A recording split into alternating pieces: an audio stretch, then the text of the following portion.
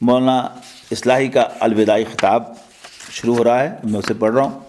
عزیز ساتھیو، اللہ تعالیٰ کی توفیق سے آپ نے ایک جماعتی نظم کے قیام کی قرارداد پر اتفاق کر لیا۔ میں اس پر آپ کو مبارکباد دیتا ہوں اور دعا کرتا ہوں کہ اللہ تعالیٰ ہمیں اس کام کے لیے عزم و ہمت عطا فرمائے اور ہر قدم پر ہماری دستگیری اور رہنمائی فرمائے۔ میں اس موقع پر آپ کے سامنے یہ اعتراف کرتا ہوں کہ ہر چند اس کی ضرورت اور اہمیت مجھ پر واضح تھی، لیکن میں دو سبب سے اس قسم کی ذمہ داری سے گریز کرتا رہا۔ ایک تو یہ کہ اب میرے قوا ضعیف ہو رہے ہیں، کوئی بھاری بوجھ اٹھانا میرے لیے ممکن نہیں رہا۔ دوسرا یہ کہ زندگی کے اس آخری دور کے لیے اپنے ذوق کے مناسب جو کام میں نے تجویز کر لیا تھا، اب وقت و فرصت کا لمحہ لمحہ اس پر صرف کرنا چاہتا تھا۔ چنانچہ دوستوں کے شدید اصرار بلکہ دباؤ کے باوجود میں خود اس کے لیے پہل کرنے کی ہمت نہ کر سکا۔ دوستوں نے جب کبھی اس فریضہ کی اہمیت کی طرف توجہ دلائی، میں ان کے دلائل کا تو انکار نہ کر سکا، لیکن اپنی کمزوریوں اور مجبوریوں پر نگاہ کر کے ان کی بات کو ٹالتا ہی رہا۔ میں یہ بھی محسوس کرتا رہا کہ اگرچہ میرے اوقات تمام تر دینی علمی کاموں میں بسر ہو رہے ہیں، تاہم معاشرے سے متعلق مجھ پر جو فریضہ عائد ہوتا ہے اس میں مجھ سے کوتاہی ہو رہی ہے، جس کے سبب نہ صرف میری بعض صلاحیتیں سکڑ رہی ہیں بلکہ اندیشہ اس بات کا ہے کہ اس پر مجھ سے مواخذہ ہو۔ ان تمام تر احساسات کے باوجود میں اپنے آپ کو معذور سمجھتا رہا، جس کی وجہ یہ ہو سکتی ہے کہ آدمی اپنے آپ کو معذور سمجھنے میں بڑا فیاض ہوتا ہے۔ بہرحال اب میں پورے شرح صدر کے ساتھ اس کام میں شریک ہوتا ہوں اور ان تمام دوستوں کا دل سے شکر گزار ہوں جنہوں نے اس عظیم فرض کی اہمیت کو سمجھا اور ہم سب کو اس کے سمجھانے کا اہتمام کیا۔ اللہ تعالی ہم سب کی طرف سے ان کو جزائے خیر عطا فرمائے۔ میرے ذمہ اس وقت آپ تمام شرکائے مجلس کو باضروری ہدایات دینے کا کام سپرد کیا گیا ہے۔ یہ ہدایات ان کاموں سے متعلق ہیں جو آپ کو یہاں سے رخصت ہونے کے بعد کرنے ہیں، براہ کرم ان کو نوٹ کر لیجئے۔ جماعتی تنظیم سے متعلق اس وقت آپ کو پہلا کام یہ کرنا ہے کہ تنظیم کے نظام و دستور سے متعلق آپ کے سامنے جو تجویزیں ہیں وہ مقامی رفقا سے مشورہ کے بعد قلم بند کر کے شیخ سلطان احمد صاحب کے پاس بھیج دیجئے تاکہ مجلس مشاورت ان سے فائدہ اٹھا سکے۔ حتی الوسع اس بات کی کوشش کیجئے کہ تجاویز کے بارے میں اگر اختلاف رائے ہو تو وہ غور و بحث سے مقامی رفقا ہی کے اندر طے ہو جائے تاکہ آگے کا کام آسان ہو جائے۔ اگر غور و بحث کے بعد بھی کسی امر میں اختلاف باقی رہے تو اس کو نوٹ کر دیا جائے۔ اپنی اور اپنے دوسرے بھائیوں کی اصلاح و تربیت سے متعلق جو کام آپ کو کرنے ہیں ان کے بارے میں مفصل ہدایات تو افرادی قوت کا جائزہ لینے کے بعد ہی دی جا سکیں گی، لیکن چند کام ایسے ابتدائی اور بدیہی نوعیت کے ہیں کہ ان کا اہتمام بلا تاخیر آپ کو کرنا چاہیے۔ پہلا کام نماز کا اہتمام ہے۔ نماز ہمارے دین میں ایمان کا اولین تقاضا ہے۔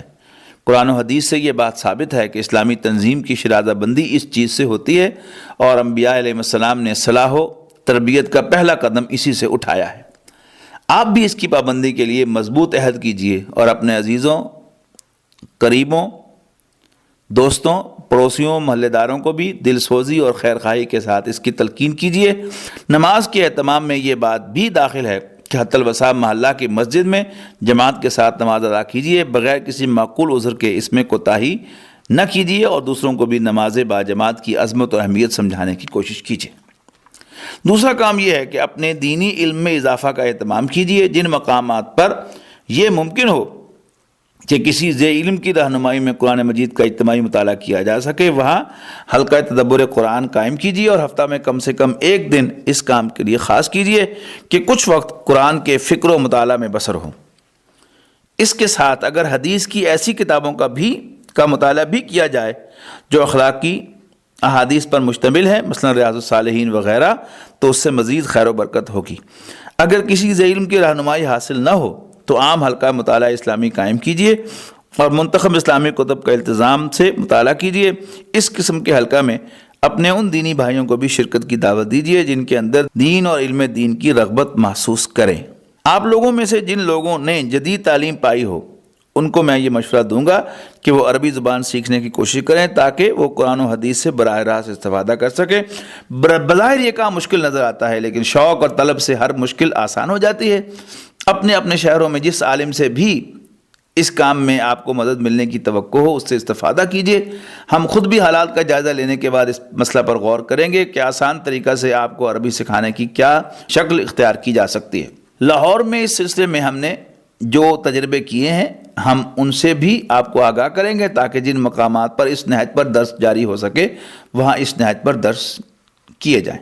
تیسرا کام یہ ہے کہ اپنے اپنے مقامات پر اپنے ہم خیال اور رفیق تلاش کیجئے جن کے تعاون سے پیش نظر مقصد کو تقویت حاصل ہو، جو اس جد و جہد میں آپ کے لیے سہارا بن سکیں، جو آپ کی اصلاح کریں اور جن کی آپ اصلاح کریں۔ جماعتی زندگی کی یہی خیر و برکت ہے جو انفرادی زندگی میں حاصل نہیں ہو سکتی۔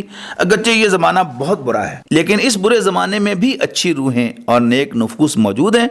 ضرورت ٹولنے اور جستجو کی ہے۔ جب آپ جستجو کریں گے تو اللہ کے بے شمار بندے ایسے مل جائیں گے جو آپ کی رفاقت کے لیے اٹھ کھڑے ہوں گے۔ کتنے نفوس ہوتے ہیں جن کے اندر دینی حس موجود ہوتی ہے لیکن کوئی اس کو اکسانے والا نہیں ہوتا، اس وجہ سے وہ دبی ہوئی رہتی ہیں۔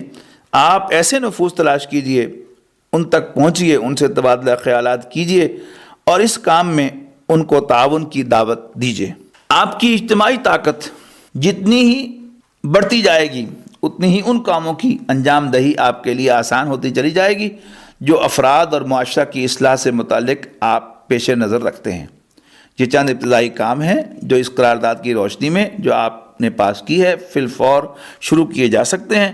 آگے اللہ مزید کاموں کی راہیں کھولے گا اگر ہمارے اندر اس کے دین کی خدمت کے لیے اخلاص ہوگا۔ اب دعا کیجئے کہ ہمیں اس کام کے لیے سچا عزم حاصل ہو اور ہر قدم پر توفیق الہی ہماری رہنمائی